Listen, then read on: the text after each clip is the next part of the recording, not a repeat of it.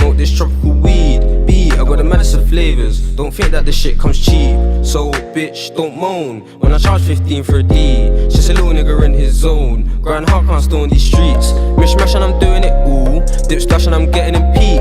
Huh? I'm in the field all day. No time for these stupid neeks. Come, bitch, come my way. Just watch how veteran speaks. Tooled up on the left for my prey. The Wiggins don't want me to eat. Man, the hood's all mad. I wish I could just make my pee, but these bitches on me, so you know I can't lack. The Drake boys really on my back, got me in and out of court, got me feeling a twat. And it's all my fault, cause I'm always getting caught like I'm better than that. The feds got like 10 of the gang, 3 R1, 3 Max, 3 Taz. Rest in peace with my brothers, RP Jets, RP T-Bands. I Billy Sweet one with a mean kickback. When I think about my bros, RP with my brothers, gorgeous thing, amazing round. Smiles when the pack came in, now we gotta break this down. In and out with the gorgeous thing, that was an amazing round. What she do with that shit? I didn't even make a sound. Couple draw outs came in, now we gotta take them out. Don't slip, come on niggas got it no doubt. Stay stocked up real shit, the plug don't see no drought. Bro said he gotta move, cool, show me the ins and outs. Said quick, we're in and we're out, if he's giving it up then we're putting him down. Real trap nigga, I'm grabbing them packs and I push it around. If the line goes stiff, then I'm hitting the strip and I percolate town. Said he got bits of the loud, what bits of the loud, bro, ring right now. I'm trying to make a killing right now, fuck that bitch, I ain't with it right now. Why this bitch wanna grab on my jumper? I thought I was a one-hit wonder. Now she calling me a one-hit wonder. I hit that once and where I went, gee, I wonder. Bro ain't social fucker. More about these blunt replies, well these replies only gonna get blunter. Other side with some fantasy knives, shit, you don't really wanna butt this cutter. Salut à toutes et à tous, je vous retrouve ici dans la voiture. Pour commencer cette vidéo, du coup là on est parti pour aller faire les jambes à la salle que vous avez pu voir dans la dernière vidéo que je vous ai présentée, dans laquelle je m'entraîne depuis maintenant à peu près 3 semaines, 1 mois. Vu que la dernière vidéo date du 5-6 août, aujourd'hui on est plutôt vers le 23 août ou 24, je ne sais plus exactement. Mais voilà, une salle qui est très bien équipée, avec une bonne ambiance, dans laquelle il n'y a pas souvent grand monde et c'est plutôt plaisant de pouvoir s'entraîner à toute heure, de pouvoir réellement se mettre dans sa bulle, savoir qu'on s'entraîne sur de bonnes machines et avoir une atmosphère, un environnement un peu plus plaisant que les entraînements à On-Air. De plus, ça me fait éviter la ville parce que c'est vrai que le On-Air était dans Nîmes. Moi j'habite dans un petit village à côté. Et donc souvent il y avait des embouteillages, peu importe l'heure où j'allais. Là actuellement cette salle là est dans un autre petit village qui est du coup en dehors de Nîmes. Ce qui me permet d'avoir un peu moins de bouchons quand j'y vais. Et au niveau du temps c'est à peu près la même chose que lorsque j'allais sur Nîmes. Sauf que là pour le coup il n'y a plus les bouchons. Donc ça me permet d'y arriver un peu plus rapidement. Donc là aujourd'hui c'est une journée un tout petit peu différente en termes de routine. Comme vous avez vu, le matin ça change pas, je vais faire mes steps, je réponds à mes clients, je bosse un peu sur Instagram, je poste mes stories, je mange mon pré-workout, je fais mon hydratation, je prépare mes affaires et je pars à la salle comme tous les jours, sauf que aujourd'hui, du coup, après la séance, après le leg day, à 15h45, j'ai rendez-vous dans un spa qui fait massage, hammam, sauna, espace détente, etc. Tout simplement parce qu'en ce moment, je suis quand même assez fatigué. J'ai pas eu de vacances durant l'été. Et c'est absolument pas un problème, hein. C'est mon choix de ne pas avoir pris de vacances. Tout simplement parce qu'actuellement, j'aime beaucoup trop ce que je fais et j'ai clairement pas envie de le mettre en pause. J'ai envie de continuer à développer le coaching, continuer à développer mes réseaux, etc. Continuer à créer du contenu. Du coup, j'ai préféré ne pas du tout prendre de vacances parce que quand je suis à fond dans ce genre de choses-là, j'ai du mal à décrocher. Et je sais que si je prends des vacances, en fait, je vais simplement culpabiliser de ne pas continuer mes projets, pas continuer à travailler. Et je vais avoir un gros sentiment de ne pas faire ce que je devrais faire actuellement, de prendre du retard, etc. Donc, je préfère largement ne pas prendre de vacances là et en prendre plus tard lorsque je me sentirai plus OK avec moi-même de prendre ces vacances-là. Donc, pas de vacances, ça doit faire peut-être En réalité, ça doit faire peut-être 1 an et demi, 2 ans que j'ai pas eu du tout de vacances. C'est-à-dire une semaine où je ne fais rien, où je travaille pas sur quoi que ce soit. Ça commence un peu à être fatigant sur certains points. Mais comme je vous l'ai dit, maintenant le job que je fais me plaît à 200%. Du coup, je le vois plus du tout comme un job. Parce que pour certaines personnes, se dire que depuis 2 ans, tu n'aurais pas eu de vacances, tu travailles tous les jours, tu décroches jamais réellement plus d'1 jour ou 2.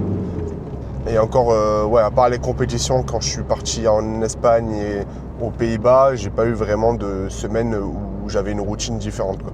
Donc ça peut paraître pour certaines personnes complètement fou et les faire péter un câble, mais il faut comprendre aussi que depuis 1 an, je fais, comme je vous l'ai dit, le job que j'ai toujours voulu faire, que je me plais à 200% dans ce job-là. Donc c'est pas comme si je le subissais tous les jours, au contraire, j'aime ce que je fais tous les jours, j'aime créer du contenu, j'aime faire progresser mes élèves, j'aime aller m'entraîner, etc. Donc je la subis pas, mais par contre en termes de fatigue mentale surtout, un peu physique mais surtout mentale, je vois que j'ai besoin de me détendre, je vois que j'ai besoin d'avoir au moins une demi-journée, quelques heures où je ne prends pas mon téléphone, où je ne prendrai pas la caméra, où simplement je pense à rien du tout. Je pense à moi et je me détends. Donc j'ai hâte de faire ça. J'ai pris un massage qui va durer à peu près 1h30. C'est la première fois que je prends un massage. Je pense que j'ai toujours voulu le faire, on va dire, parce que j'adore ça. Donc on va voir à quel point ça me détend, mais bien sûr c'est le but. Donc voilà, 15h45, j'ai l'espace sauna, hammam, etc. qui m'est possible d'y accéder. J'ai ça après pendant 1 heure. Et après j'ai le massage, entre l'installation et le massage en lui-même, j'en ai pour 1h45. Donc ça va me faire du bien, j'ai très hâte de faire ça. Je montrerai un peu l'établissement, je prendrai certainement après le massage pour vous dire un peu ce que j'en ai pensé, mais dedans, je pense déjà pas qu'on puisse filmer et c'est pas le but. Sinon, en termes d'évolution, comment se passe la pré-prep, la mini-cut actuellement, ça se passe très bien. On est sur la 7e semaine, si je ne me trompe pas. Vu que, en réalité, j'avais commencé un peu avant. Normalement, tous mes checks sont les mardis. Donc, on va dire 7 semaines en partant de tous les mardis que j'ai fait. Mais je pense que ça fait plus de temps que ça parce qu'on avait commencé un peu en avance. On avait commencé un jeudi parce qu'à ce moment-là, je pouvais vraiment plus continuer la bulk. C'était plus possible de tenir un jour de plus. C'était vraiment trop compliqué. Du coup, on avait commencé la cut un jeudi. Mais voilà, ça doit faire 7 semaines et 4 jours, quoi. Le poids évolue très bien. On n'a pas fait d'update sur les calories depuis que je vous avais eu. En tout cas, il me semble qu'au moment où j'étais allé visiter la salle, c'était déjà le cas. Actuellement, je suis à 3000 calories en jour on et 2900 en jour off. En réalité, les calories se rapprochent beaucoup. C'est surtout les macros qui diffèrent. J'ai forcément moins de glucides sur les jours off et plus de lipides sur les jours off. Mais voilà, ce qui diffère réellement des jours on et des jours off. Parce qu'en termes de quantité, je dois manger à peu près la même chose. Je crois que je vous dis 2900, mais je crois que je suis à exactement, je suis à 3015 en jour on et 2945 en jour off. Autant vous dire que je vois absolument pas la différence de ce que je mange entre les jours on et les jours off. Actuellement, la faim n'est clairement pas un problème. J'ai pas forcément faim, ou alors quand j'ai faim, c'est largement tenable. Je vais faire mes steps et je pense à autre chose. J'ai un peu faim quand je finis de m'entraîner. Je trouve que la forme est revenue. Elle avait pas mal baissé peut-être la semaine dernière. Je me sentais très très fatigué. C'est aussi pour ça que j'ai pris ce rendez-vous-là. Là, la forme remonte depuis 2-3 jours, je trouve. Je me sens beaucoup mieux. À l'entraînement également, je me sens mieux, même si j'ai jamais eu vraiment de phase down à l'entraînement. C'était plutôt dans ma routine. Le matin, je me réveillais, je me sentais super fracassé. Le soir, j'étais très très anxieux. Beaucoup de doutes, beaucoup d'anxiété qui me prenait un peu au ventre, etc. Je suis quelqu'un de très anxieux de base, hein. C'est pour ça aussi que là j'ai besoin de me détendre. Pas quelqu'un de stressé. Je pense que la différence entre le stress et l'anxiété, c'est que sur du stress, tu vas avoir peur de l'événement, de ne pas être prêt forcément pour un événement, pour quelque chose qui peut arriver, ou avoir peur que quelque chose arrive ou avoir peur que quelque chose n'arrive pas. L'anxiété, je trouve que c'est quand même quelque chose de plus global. Tu es tendu, tu es anxieux, tu as peur d'une globalité, ou en tout cas c'est plus un mood, j'ai envie de dire, l'anxiété, plutôt que quelque chose qui est ponctuel comme le stress. Donc je suis quelqu'un de très très anxieux, et plus je suis fatigué, plus ça peut se déclencher fortement. Donc je trouvais que ces 2 dernières semaines, j'étais très anxieux le soir, avoir du mal à poser mes idées, avoir peur que plein de choses arrivent, des choses à la fois possibles et des choses complètement illogiques et impossibles. Et je pense que la fatigue y jouait beaucoup. Là, ça va un peu mieux. Il faut dire aussi que ces 3 dernières semaines, j'étais pas forcément chez moi.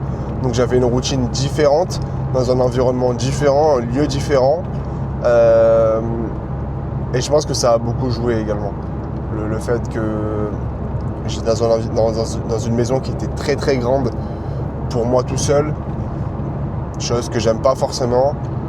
Je me sentais un peu... C'était bizarre un peu. Bref. En tout cas, les performances vont bien. Le physique, vous avez pu le voir sur Instagram. Je vais l'afficher là, le physique du coup qui sera...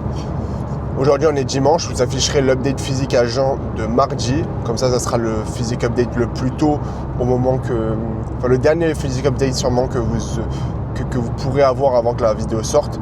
Mais le physique évolue très bien. Comme vous avez pu le voir ce matin, c'était un nouveau poids le plus bas.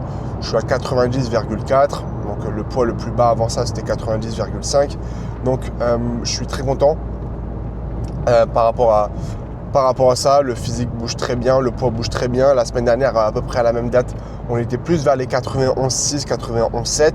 Donc quasiment plus de 1,3 kg qui est tombé si on prend de jour à jour en une semaine, alors que ça fait cette semaine que l'on est en pré-prep, en mini-cut. Donc tout se passe bien.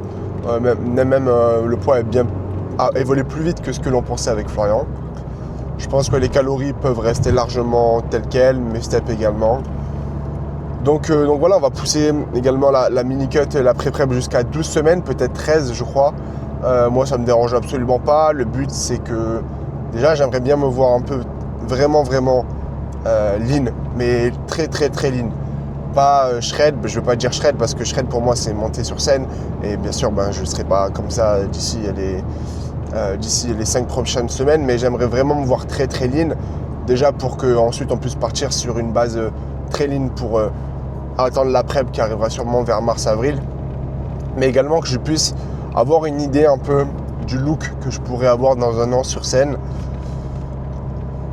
Parce que je pense que j'en ai besoin également de me mettre des idées en tête, de mettre des objectifs fixes avec la prep qui va arriver, des objectifs réalisables, des objectifs également potentiellement un peu plus de l'idée du rêve. Mais je pense que c'est important d'avoir ces 2 genres d'objectifs. D'ailleurs hier j'en parlais avec Florian, j'essayais vraiment de me fixer des objectifs, lui ce qu'il en pensait, parce qu'il y a un peu la réalité, lorsque tu es loin de ta prep, tu te dis que tu vas gagner, tu dis que tu y vas pour gagner, etc. Plus ça avance, plus tu commences à te comparer, et plus la réalité peut être tout autre, entre ta première prep, ce que tu imagines, et la première prep réellement, ce que ça donnera. Du coup ça aussi ça m'a quand même pas mal tapé dans le mood, j'ai envie de dire, pas mal tapé dans pas ma santé mentale, mais genre j'étais un peu moins bien parce que j'ai vraiment peur de ne pas être à la hauteur de mes espérances sur scène, de ce que j'ai toujours pu m'imaginer. Parce que vraiment, monter sur scène 2026, comme je disais à Florian, j'y pense vraiment tous les jours. Et ça depuis 1 an et demi, 2 ans. Tous les jours. Je pense que j'y pense plusieurs fois par jour même. De m'imaginer sur scène, m'imaginer gagner, m'imaginer perdre, me faire tous les scénarios possibles. Alors que il y a tellement d'années, ça fait 1 an et demi je pense à ça. Il y a 1 an et demi, j'avais pas du tout un physique compétitif. Pourtant, je m'imaginais déjà gagner, déjà perdre, déjà arriver dans le top 3. Vraiment tous les scénarios possibles. Je me suis tellement passé le film en boucle, que lorsque ça commence à se rapprocher, la réalité arrive réellement et on n'est plus du tout dans l'idée du rêve et de l'imagination. Tu commences réellement à voir les standards qui sont en train de se poser. Le niveau a beaucoup augmenté également depuis 1 an et demi, il faut le dire, sur les scènes. Et forcément, là où en junior, j'aurais pu être très très très confiant, actuellement, j'ai beaucoup de doutes sur ce que je peux donner sur scène, à quel point je serai compétitif, à quel point je peux aller chercher une qualification au monde ou non, à quel point je peux faire un top 3 ou non. Donc voilà, beaucoup de doutes, mais aucun regret parce que depuis 1 an et demi, j'ai même pas un mini pourcentage de doute où je me dis ouais, il y a des choses que tu as mal faites, tu aurais pu mieux le faire, tu n'étais pas assez entraîné dur, ta routine n'était pas assez bonne, tu l'as pas pris assez au sérieux, donc aucun regret. Maintenant, c'est juste l'avenir qui me fait un peu peur, où je veux vraiment ne pas me décevoir. Et pour ne pas me décevoir, j'ai besoin de placer maintenant des objectifs clairs et d'autres, aller les chercher, pourquoi pas. Mais voilà où j'en suis actuellement dans mon ruminement. Donc voilà, encore un monologue qui était plutôt long, mais je pense plutôt intéressant, et je pense que ça peut toucher et parler à pas mal de personnes sur des premières preps, selon votre niveau ou non, selon à quel point vous êtes passionné, vous aimez ça. Mais encore une fois, le but a toujours été de faire la première prep la meilleure possible, amener la meilleure condition, réussir ma prep et surtout la kiffer, être le plus aisé sur scène, avoir un bon posing dès les premières scènes, et ça c'est possible. Donc sur ça je donnerai le maximum. Je me ferai d'ici là, je vous communiquerai tout ça, mais je prendrai un coach de posing pour travailler tout ça, parce que je veux vraiment arriver sur scène et être irréprochable dans ma prestance, mais surtout dans mes pauses. Et voilà, réussir la prep, ce sera toujours la première, réussir sa première prep, en être content, en être fier. Peu importe le résultat, ce sera toujours le premier objectif que vous devez avoir sur votre première expérience, parce que très peu de personnes, je pense pas être exceptionnel, donc je suis pas exceptionnel, donc je pense pas que forcément je peux être différent de ces personnes-là, mais tous les meilleurs athlètes, qu'on parle de bodybuilding ou non, n'ont pas forcément gagné leur première compétition et n'ont pas décroché leur pro-card ou quoi que ce soit. Ils ont répété sur beaucoup plus d'années que ce que l'on pourrait penser quand on regarde leur évolution. Et forcément, je ne vais pas déroger à la règle, donc à mon avis. Voilà, j'espère que ça ne sera pas le cas, et j'espère que potentiellement je me surprenne et que je sois enfin doué dans quelque chose, mais voilà, je pense que je vais vous laisser là. On se retrouve à la salle, je vous filmerai un peu la séance.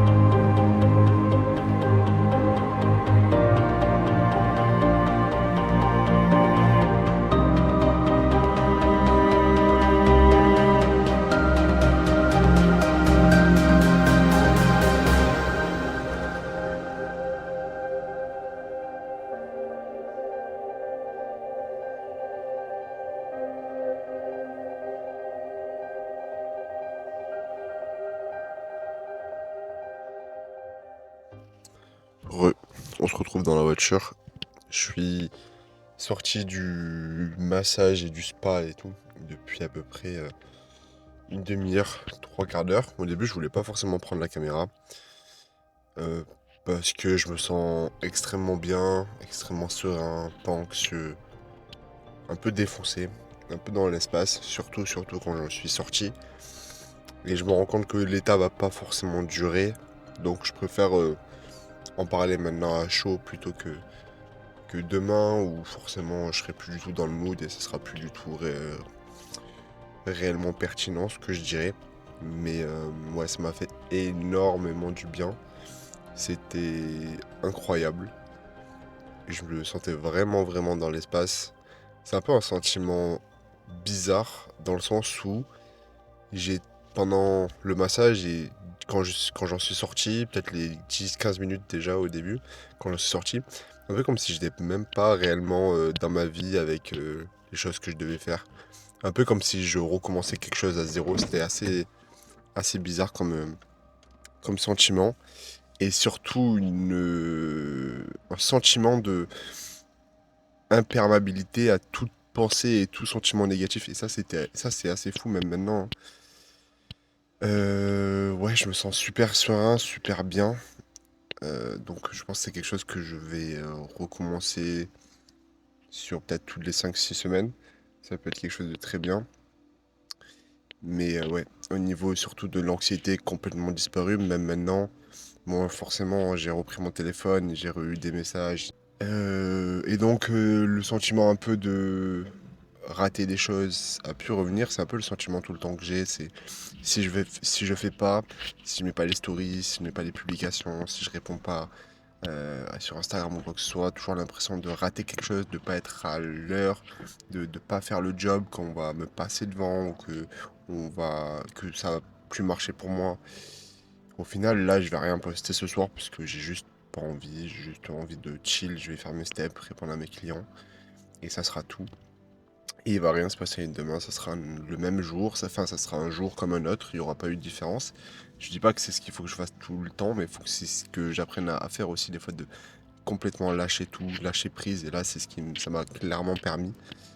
Et là, le mood dans lequel je suis me le permet. Chose que je sais que demain, ce sera différent parce que la routine, je serai retourné dans le bain, etc. Avec de l'anxiété qui reviendra, de la nécessité d'être productif. Et j'aime être productif, mais des fois, j'arrive peut-être tout simplement pas à lâcher prise et ne plus l'être, en fait. Et voilà, toujours cette peur-là de pas regarder ce qui se passe sur les réseaux, qu'il se passe quelque chose d'important ou que je sois pas là pour faire les choses, etc. C'est un peu un sentiment où j'arrive pas forcément à poser des mots dessus, mais je pense qu'on peut le comprendre rien que quand je l'explique comme ça. Et notamment quand je suis sorti de l'établissement, du spa, et j'ai eu un message client directement qui était un message rempli de stress de mon client parce qu'il lui arrive certaines choses qui sont pas sympas dans la vie de tous les jours, beaucoup d'interrogations, etc. Et ça m'a permis vraiment de prendre de la distance et de ne pas me faire absorber par le stress de la personne. C'est pas dans le sens où c'est pas bien qu'elle soit stressée cette personne et que ça m'atteigne, c'est plus dans le sens où souvent j'ai tendance à prendre l'anxiété et le stress des gens et en fait tout simplement ça m'impacte plus que moi et au final avec mes clients, avec les Instagram et tout, en fait, je prends un peu toute l'anxiété d'un peu tout le monde et je la conserve. Et au final, c'est moi qui la garde. Je deviens anxieux de plus en plus, un peu comme une boule, un effet boule de neige où je vais prendre un peu toute l'anxiété sur mon chemin. Et du coup, ben, j'ai pu vraiment comment lui répondre de manière complètement détachée de son stress, lui répondre de la manière la plus claire, lui donner les meilleurs conseils pour gérer l'événement, pour gérer les choses, pour voir l'avenir.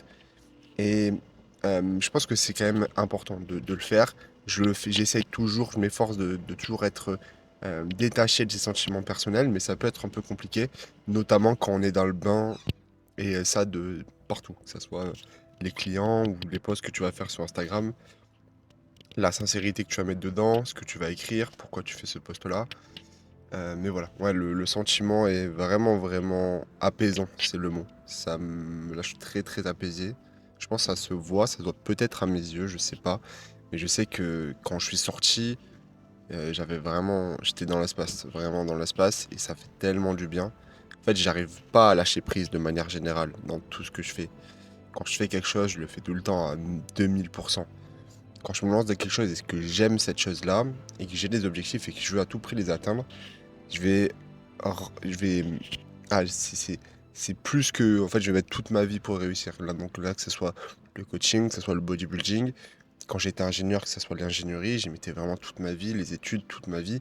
Je voulais être le meilleur en prépa. Donc je bossais tout le temps, tout le temps, tout le temps.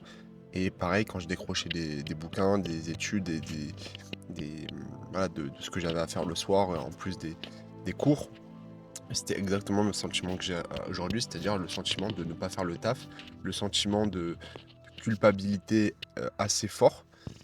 Et en fait, du coup, je n'appréciais rien. Et c'est un peu la même chose aujourd'hui, c'est que quand je ne fais pas, je n'apprécie pas les autres choses qui ne touchent pas à mes objectifs, qui ne touchent pas directement à mes objectifs. Là, typiquement, avant le massage, j'avais 1 heure, j'avais du spa, du hammam, jacuzzi, etc. Et sauna. Et peut-être les 15 premières minutes, j'avais énormément de mal j'avais laissé mon téléphone dans mon sac, etc. Mais j'avais mes écouteurs pour écouter de la musique. J'avais énormément de mal à penser à autre chose, à enlever mes idées, etc. Petit à petit, ça c'est venu. C'était de moins en moins, j'arrivais à m'en dissocier. Le massage, bon là, j'étais complètement ailleurs. Et ça m'a fait énormément du bien. Donc voilà, simplement, sentiment à chaud. Je pense que déjà, cette vidéo va être assez longue. Il y aura eu beaucoup de monologues. De toute façon, maintenant, vous aurez compris la chaîne. J'aime bien parler. J'aime bien raconter ma vie, expliquer exactement ce qui se passe dans ma vie, sans mettre des choses incroyables. Parce que ma vie à l'heure actuelle, c'est comme je vous l'ai dit, c'est du boulot. Boulot, boulot, boulot. Donc il n'y a rien de forcément incroyable. Mais je pense que c'est important de le partager tel quel, et je pense qu'on fera la FAQ dont je vous ai parlé tout à l'heure, dans la vidéo du coup. Dans une autre vidéo, tout simplement une vidéo qui sera plus dédiée à ça, parce que là la vidéo va durer quand même pas mal de temps. Donc voilà pour ça. Pour ceux qui sont dans le sud de la France, vers Nîmes, l'établissement en question c'était la Villa Occitana. S'il y en a qui sont intéressés, c'est très bien. Le coin est sympa, les masseuses sont très très bien. Donc et j'avais aucune idée du prix là pour donner une idée, j'ai payé 130 € au total. Je sais pas en termes de prix ce que ça vaut, en tout cas pour ce que ça m'a fait, comment ça m'a apaisé. Ouais, je les mets tous les jours les 130 €. Dans le sens où je trouve que ça vaut vraiment vraiment le coup. Le massage était long, était vraiment qualitatif. J'avais pas l'impression de perdre mon argent, j'avais vraiment l'impression de payer vraiment un service de qualité. Donc j'encourage clairement là-dessus. J'ai plus beaucoup de batterie, que ce soit sur la caméra ou sur mon téléphone. Donc je vais aller finir ça. Je vous souhaite du coup une bonne soirée. On se retrouve pour une nouvelle vidéo YouTube pour la FAQ. Donc s'il y en a qui ont des questions par rapport à cette FAQ qui arrivera très certainement 7 jours, 6 jours, 5 jours après, n'hésitez pas à mettre vos questions en commentaire. Me dire ce que vous avez pensé également de la vidéo. N'hésitez pas à vous abonner. Vous pouvez également vous abonner à mon compte Instagram florentin.tf, et n'hésitez pas également à vous abonner à la chaîne du podcast avec Florian, No Limit Nati Podcast. On est déjà au 4e épisode. Tous les épisodes sont très intéressants, qui touchent vraiment tous les sujets pour vous aider à devenir de meilleurs athlètes, à en apprendre plus sur le bodybuilding, même également devenir de meilleurs coachs potentiellement. Donc n'hésitez pas à vous abonner, à nous dire également ce que vous pensez du podcast en commentaire, et nous donner des idées également, même si là pour le moment on a beaucoup d'idées, mais ça pourra toujours servir par la suite. Également il y a le compte YouTube, le compte Instagram qui est le même nom, du coup No Limit Nati Podcast sur Instagram, donc allez-y, c'est là aussi où on pose toutes les FAQ pour les questions de fin d'épisode, donc n'hésitez pas à participer là-dessus. Salut tout le monde, à une prochaine vidéo.